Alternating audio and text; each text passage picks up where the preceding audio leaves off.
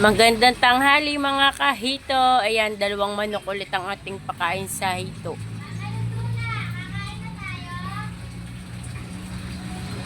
Papa, hello.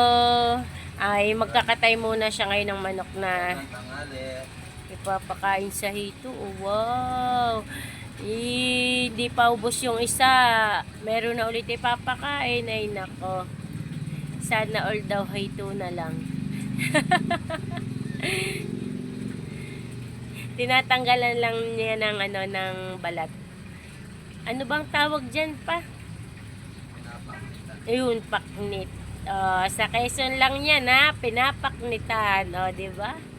Kung ano-anong mga lingwahe ang nalalaman. Pinapaknitan lang niya tapos diretso na sa hito. Sila na yung kumakain, ano ba 'yun? Oo, siya yung mga hito na yung bahalang kumain.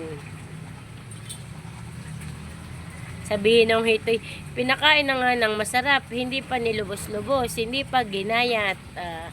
Pero mas gusto nila ang isang buo na nakabitin mga kahito.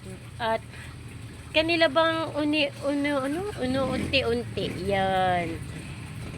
Kaya naman nakatali para hindi ba pagkagat ng hito ay hindi sila na yun, nahihila. Yan, mga kahito. Ayan o.